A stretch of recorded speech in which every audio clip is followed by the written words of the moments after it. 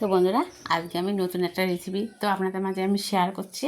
নতুন বলতে না, এটা কলা তরকারির একটা রেসিপি, কিন্তু আজকে আমি আপনাদের সাথে যে এতদিন রান্না করি আপনাদেরকে আমি ফেস দেখাই না, তো আজকে আমি ফেস দেখাচ্ছি আপনাদেরকে।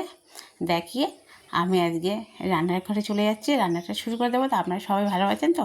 অনেক দিন আর এতগুলো দিন আমি রান্না ছেড়েছি, কিন্তু কোনো দিন ফেস দেখাইনি আপনাদের। তো আজকে আমি ফেস দেখাচ্ছি আপনাদেরকে। প্লিজ আপনারা লাইক কমেন্ট শেয়ার করে দেবেন, আর আমার রান্নাগুলো একটু কমেন্টে জানাবেন কত সুন্দর, কতটা ভালো হয়েছে। আর একটু বেশি করে শেয়ার করে দেবেন, আর যারা এখনও পর্যন্ত সাবস্ক্রাইব করেননি তারা অবশ্যই করে সাবস্ক্রাইব করে দেবেন। আর আজকে যে রান্নাটা করবো সেটা তো আমি আপনাদেরকে বলে দিলাম আজকে বানাচ্ছি আমি কি। তো নিত্য নতুন রেসিপি তো মানুষের থাকে, আমি রাগ করে অনেক দিন রান্না ছাড়ি না। মাঝে মাঝে শর্ট ভিডিও তবে রোজই ছাড়া হয়, কিন্তু বড় ভিডিও রান্নাগুলো খুব কম ছাড়ি। মাঝে ফাঝে রাগ করে যে আপনারা সবাই আমাকে এত ভালোবাসতেন, এখন কোথায় হারিয়ে গেলে। তো বন্ধুরা, আজকে একটা নতুন রেসিপি নিয়ে এসেছি। আজকে রান্না করবো মাংস। তার জন্য এখানে আমি একটা শুকনো লঙ্কা আর গরম মশলা, দারচিনি ফোড়ন দিলাম একটু। আর আজকে একটা নতুন পদ্ধতিতে মাংসটা রান্না করব। আগে পেঁয়াজ রসুনও দেবো না, মাংস গায়ে মাখিয়েও নেবো না, এগুলো করবো না। দেখুন আজকে কীভাবে করি। মাংস আলুগুলো দিয়ে দিচ্ছি, মাংসগুলো দিয়ে দিচ্ছি তেলে দিয়ে সুন্দর করে কষিয়ে নেবো। কিন্তু পেঁয়াজ রসুন কিন্তু আমি কিছু দিই না, আপনারা দেখতে পাচ্ছেন। মাংস গায়েও কিন্তু আমি কিছু মাখাই না এখনও। বলেছি না আজকে অন্যভাবে একটা মাংস রান্না করবো, তো অন্যভাবে রান্না করে দেখাচ্ছি আপনাদেরকে। এটা আর একভাবে রান্না করে খেলে, এটা এইভাবে রান্না করলে অনেক ভালো লাগে খেতে, আর অল্প সময়ে রান্নাটা হয়ে যায়।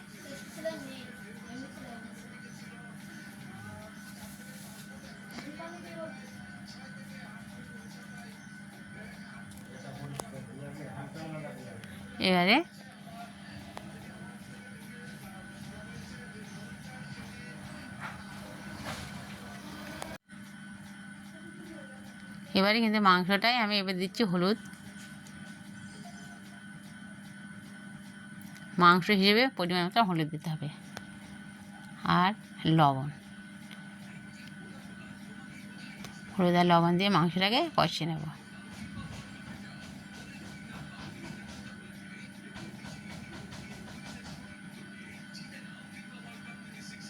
আপনারা হলুদ আর লবণ মাখিয়ে মাংসটাকে কষাতে পারেন। লবণ না দিলে লবণ দিয়ে জল বেরোবে। হলুদটা মাখিয়ে রেখে তারপরে মাংসটাকে এইভাবে কষিয়ে নেবেন তেলে। এবার আমি ঢাকা দিয়ে এটা কষিয়ে নেবো। ঢাকা দিলে একটু মাংস থেকে জলটা ছেড়ে দেবে। এই দেখুন কতটা জল ছেড়ে দিয়েছে মাংস থেকে।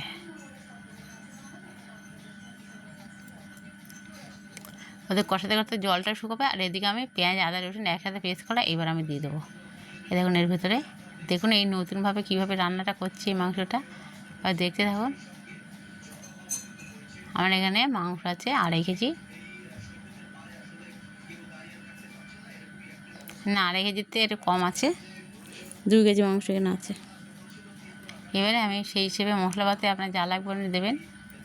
আর আমি কিন্তু মশলাটার মধ্যে দিয়ে দিয়েছি পেঁয়াজ আদা রসুন দিয়ে, ঢাকা দিচ্ছি আর কষাচ্ছি। এইভাবে কষাতে কষাতে কিন্তু মশলাটাও কষানো হয়ে যাবে, আর যে মাংসতে জলটা ছেড়ে দিয়েছে জলটাও আস্তে আস্তে শুকিয়ে যাবে। তারপরে কিন্তু আমার সুন্দরভাবে কষানোটা হবে। এবার দিচ্ছি লঙ্কার গুঁড়ো।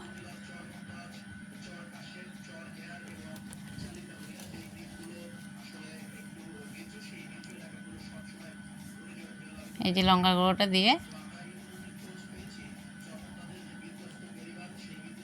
সুন্দরভাবে কষিয়ে নেব। ঢাকা যত দেবেন তত জল বেরোবে। আপনি যেমন ঢাকা দেবেন না, তাহলে ঢাকা না দিয়ে এমনি কষিয়ে নিতে পারেন।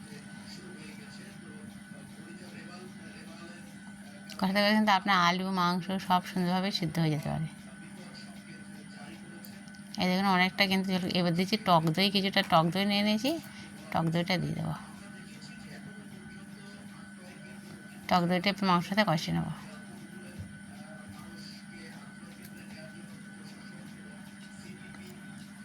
আগের চেয়ে কিন্তু মাংসের যে জলটা বেরিয়েছিল কমে গেছে, কিন্তু তারপর আমি টক দইটা দিয়েছি। এবারে মাংস থেকে একদম জলটা শুকিয়ে যাবে। একদম মাংস থেকে জলটা শুকিয়ে যাওয়ার পরে তারপরে কিন্তু আমি এতে গরম জল বানিয়ে রেখেছিলাম, গরম জলটা দিয়ে দিয়েছি। অনেকটা মাংস আর একটু সিদ্ধ হবে, ফুটবে, সেই পরিমাণ মতন জলটা দিতে হবে। আর কত অল্প সময়ে দেখবেন আজকে সহজে মাংসটা রান্না হয়ে যায়। এই যে মাংসটা ফুটে উঠেছে। এবারে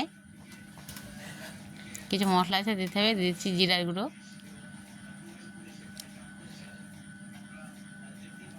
ধনের গুঁড়ো,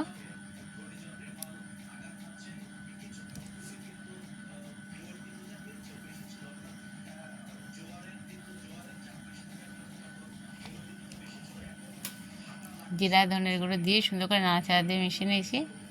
গরম মশলাটা দেবো লাস্টে। আর আমাদের যে মাংসের সুন্দর একটা কালার ছেড়ে দিয়েছে, এবার দিচ্ছি গরম মশলা। গরম মশলা দেওয়ার পরে আরেকটুখানি ফুটিয়ে নেবো, ঝোলটা আরেকটু কমিয়ে নেবো, তারপরে নামিয়ে দেবো। এই দেখুন বন্ধুরা, আমি ঝোলটা কমিয়ে নিয়ে তারপরে নামিয়ে দিচ্ছি। দেখুন কত সহজেই কিন্তু মাংসটা রান্না হয়ে গেছে। কত সুন্দর একটা রেসিপি, আর কত সুন্দর একটা কালার চলে এসেছে। দেখুন তেলটা ছেড়ে দিয়েছে মাংস থেকে। তো যদি ভালো লেগে অবশ্যই করে লাইক করুন, শেয়ার করবেন, আর পুরো ভিডিওটা দেখবেন বন্ধুরা। পুরো ভিডিওটা না দেখে চলে যাবেন না। আর যে সকল বন্ধুরা